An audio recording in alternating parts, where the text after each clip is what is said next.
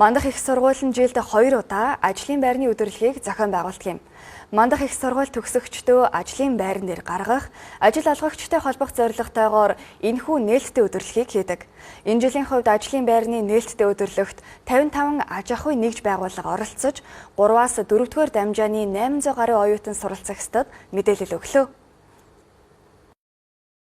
Мандах их сургууль нь үндэсний болон олон улсын стандарт дэлхийн хөгжлийн чиг хандлагад нийцсэн боловсролын чанартай үйлчлэгийг үзүүлж, оюунлаг чадварлаг судлаач мэргэжилтэн бэлтгэн энэ жил 33 дахь жилдээ үйл ажиллагаагаа явуулж байна. Энэ жилийн хувьд Мандах их сургуульд 2500 гаруй оюутан суралцж байгаа бөгөөд энэхүү ажлын байрны өдөрлөгт 3-4-р дамжааны 800 гаруй оюутан оролцож мэдээлэл авлаа. Хамтын ажиллагаатай компаниудаа урьж жилд 2 удаа энэ ажлын байрны нээлттэй өдөрлөгийг явуулдаг байгаа. За 10 сард нэг удаа явуулдаг. Тэгэхээр энэ одоо 10 сарын нээлттэй өдөрлөгөөр бол компаниуд ирж оюутнуудыг дадлагжуулах хөтөлбөрийг одоо хэрэгжүүлэх. За мөн одоо цагийн ажлаар хангах гэгшин бичлэнгийн ийм одоо саналуудтай орж ирдэг. За энэ хавар болдог нээлттэй ажлын байрны өдөрлөгөөр бол нөгөө дадлага хийсэн оюутнуудаа одоо гэрээ хийж ажлын байраар хангах. За мөн бас одоо цагийн ажилд санал болгох. За дээр нь бол 3 дугаар курсын оюутнуудын зуны дадлагаар нь одоо дадлагжуулах ийм хөтөлбөрт хамруулахаар энэ одоо ажлын байрны өдөрлөгт оролцдог боломжтой байгаа. Манай Наран групптэй Мандах их сургууль маань одоо удаан хугацаанд гэрээтэйгээр ажиллаж байгаа. За энэ жилийн хувьд гэх юм бол олон улсын одоо эрдэм шинжилгээний хурлууд нь манай Наран групп алтан ивент тэтгэгчээр оролцож байгаа. За мөн одоо Мандах их сургуулийн маань яг хөдөлмөрийн зах зээл дээр болвол бусад сургуулийнхтай харьцуулахад нэгтэн бодох бүртгэлээрээ бол хамаагүй давуу талтай байдаг. Энийг бол Наран группийн охин компаниуд болоод толгой компаниуд бүгдээрээ ингээд хараа явж байгаа.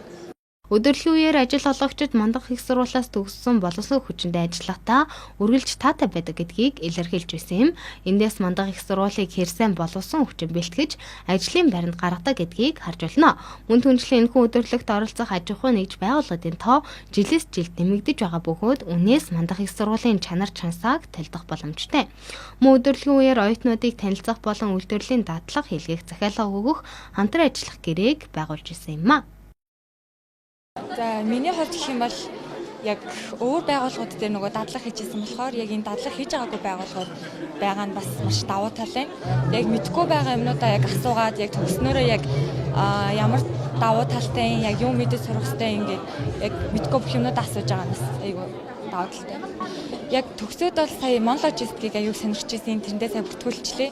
Тэгээ яг хоо бас нөгөө давхар манай мэрэгчлэн гайлаар сурах аюул давуу талтай нөгөө цаашлуулад аюул дээшлүүлэх боломжтой гэсэн үг бас тэрүүгээрээ бас сонирхож байгаа. Сургуульд жилд 2 удаа хавар намар ингээд ажлын байрны нээлттэй өдөрлөг зохион байгуулагддаг.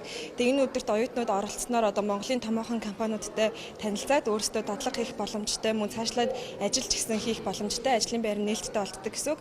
Яг 3-4-р курсын оюутан биднэрт болохоор танилцах дадлага, үйлдвэрлэлийн дадлага гээд 2 төрлийн дадлага хийх шаардлагатай болдог.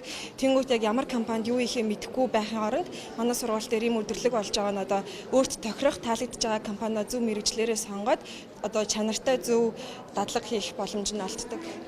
Мандах их сургууль нь чанартай сурвалж чадварлаг мэргэжилтэн ёс зүй хариуцлага, оюунлаг, хүнлэг нэгдмэл байдлыг эргэн болгон үйл ажиллагаагаа явуулдаг бөгөөд нийт 11 мэргэжлэр боловсон хүчнийг бэлтгэдэг олон жилийн туршлагатай хамт олон юм а. Тодруулж бол нэгтлэн бодох бүртгэл, санхүү банк, бизнесийн удирдлага, маркетинг, логистик, механик инженерчлэл, цахилгааны инженерчлэл, програм хангамж, мэдээллийн систем, гадаад хэлний орчуулагч зэрэг мэргэжлүүдээр боловсон хүчнийг бэлтгэдэг бөгөөд шинэ нийслэлтэй авч байна.